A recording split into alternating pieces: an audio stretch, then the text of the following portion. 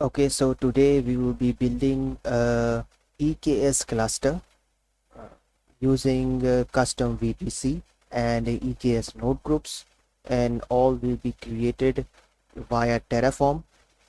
So this is the architecture diagram. We will be creating a custom VPC with two availability zones, and also we will be creating EKS node groups, and AWS EKS will create elastic network interfaces in our availability zones, so we can interact with the control plane, and the control plane can interact with our public subnet, and also the node groups will be attached to the EKS cluster. So also we will be creating an IAM role for the EKS cluster, and also the IAM role for EKS node groups.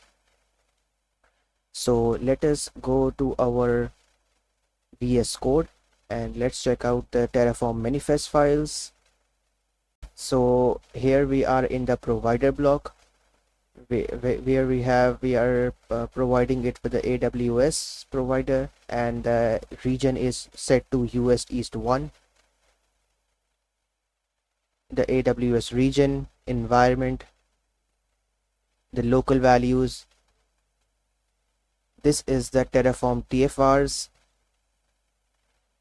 the Terraform VPC module, and this is the variables for it. The VPC name, VPC CIDR block, VPC public subnet, private subnet, database subnet.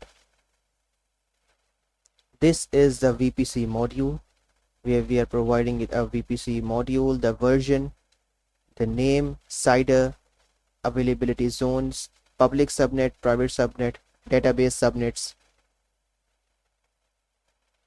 This is the VPC outputs that we are asking it to provide us with. The VPC TFRs, where we are providing the VPC name, VPC CIDR block, VPC public subnets, private subnets, database subnets. This is the EC2 instance variables, the EC2 instance outputs, and the security group for our Bastion host. Here we are providing the AWS module for the security group, version, name, description, VPC ID, ingress rules, CIDR blocks. This is the dynamic AMI ID for Linux, Amazon Linux 2. This is our EC2 instance for the Bastion host. As we can see, we are providing the EC2 instance module, the version, name, AMI ID, instance type, key name, subnet ID, VPC security groups IDs, the elastic IP. Going forward to the null resources, we are providing a connection block to our EC2 instance for the Bastion host, and then we are giving it a file, and then with that file, with our PEM file, we will be changing its permissions to 400. Okay, so now we are in the EKS cluster variables that we are setting: the cluster name, the cluster service IPv4 CIDR, cluster version, cluster endpoint private access, cluster endpoint public access. This is the EKS outputs that we are asking it to provide us with: cluster ID, cluster ARN, cluster endpoints, cluster version, IAM role name, IAM ARN.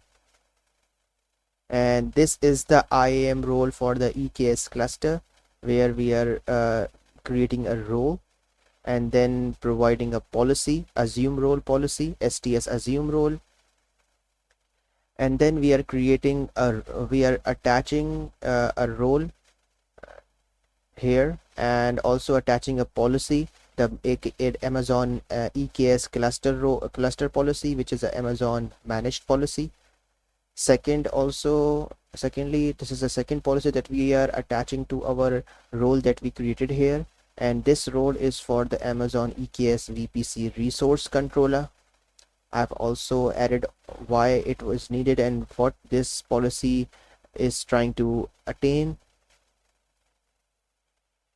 So this is the IAM role for the EKS node group, where we are creating an Amazon IAM role and then providing it a policy of STS assume role. And then we are attaching managed policies for the Amazon EKS worker node group policy to this role that we created above. This is the first role for the EKS node group. The second role is for the Amazon EKS CNI policy. And the third role is for the Amazon EC2 container registry read-only access. These are the three policies that are attached to our node groups. Let us go to the EKS cluster that we are creating. This is the resource for the EKS cluster where we are providing a name, a role ARN, version. For the VPC config, we are providing it as subnet IDs, endpoint private access, endpoint public access CIDRs, the Kubernetes network config, where we are providing the service IPv4 CIDR block. Also, we are enabling the cluster log types, which is the API, audit, authenticator, controller manager, and scheduler. And this resource depends on the policies that we created previously in the IAM role for the EKS cluster. These are the policies that it depends on. It should be created first, then the EKS cluster should be created secondly. And if we go to the EKS node group, so here is the EKS node group resource where we are giving it a cluster name, the node group name, node group role ARN, subnet IDs, AMI type, and also the capacity type is on demand, disk size is 20, and the instance type for it is T3 medium. Remote access, again we are providing it a TF key, the PEM file. Scaling config is we are keeping it to the minimum, which is the one desired capacity.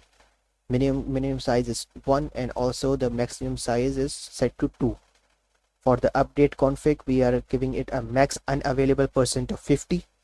And this resource, the EKS node group resource, depends on these three IAM roles that we created in this manifest files. So these are the three resources that it is dependent upon. So first, these IAM policies need to be created and attached to our IAM role, and then this EKS node group resource should create. This is what depends on means. So this is the EKS auto TF vars, where we are providing a cluster name, cluster service IPv4 CIDR, cluster version is set to 1.26, cluster endpoint is private access, cluster endpoint public access, and cluster endpoint public access CIDRs. Okay, so let us now go to our terminal. So we are in our terminal. Let us first do a Terraform init. It will initialize our backend.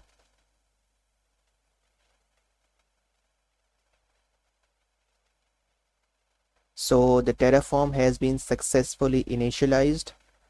The next step is to do a Terraform validate to see if there is any errors in our manifest files. It will point it out to us. Okay, so there is no errors. Success, the configuration is valid. Now we will do a plan, Terraform plan. So it will provide us with the plan that we are trying to create in our EKS cluster and all the resources. So let us wait till it provides us with the plan. Okay, so it has provided us with the plan with all the resources that it will create. And in total there are 37 resources that it will create on our behalf. These are all the outputs that we are asking it to provide us with. Now clear the screen. Let's do a Terraform plan, Terraform apply. and we will be providing an auto approve flag. Now let us wait till all the resources in our AWS are created. Okay, so it has taken around 8 minutes or so to complete all the resources, which includes the EKS cluster and the EKS node groups, and all the 37 resources has now are in the complete state. These are all the outputs that it has provided us. Now let us go to the AWS Management Console. So here we are in the AWS Management Console. Let's go to the VPC, then we will be going to the EKS cluster and then the EC2 node groups. In the VPC Management Console, we should see that there have to be two VPCs. One is the default one and the other one should be our custom VPC that we created. So yes, that's what we are seeing here. Let us now go towards to inside the VPC that we created, and we can see that it has 6 subnets, 3 in US East 1A and 3 in US East 1B. We can check and cross verify from the subnet resources tab. The NAT gateway that we created. Okay, so we have a NAT gateway, it's available in state. Now let us go to the EKS cluster that we created. So this is the EKS cluster. Okay, so the details that it has provided us: API server endpoint, certificate authority, API, cluster IAM role ARN, the cluster ARN, the resources we can go to. In the all namespace, we can see there are 4 pods that are running. One is AWS node, core DNS, and we have kubeproxy. In the deployment, we can see we have core DNS with a pod count of 2. That's why in the pods we are seeing that there are 2 pods for the core DNS. There aren't any stateful sets. There is a replica set that has been handled by the deployments. Again, 2 pod counts. So for the daemon set, we have AWS node and the kubeproxy. For the cluster, in the nodes, we can see we have a single node that we created with the node name it has given us, and the instance type we have set it to T3 medium. The node group created 6 minutes ago, and if we go to this node, it can show us all the details, the information, the kernel version, the node group name, container runtime is container D, kubelet version, OS architecture is Linux AMD 64, and the OS image, again it is created via the Amazon Linux 2 that we provided. T3 medium it's using the instance type. This is the CPU cores, the memory, and also the available pods. How many pods we can use? 4 is being used, and we have a available capacity of 17 in this node. Pods, there are 4 pods running. Conditions, there is no taints, there are 15 labels and 3 annotations. These are the events related to this node. So there's a lot of information that it provides us with. It's a structured view. We can also go for the raw view.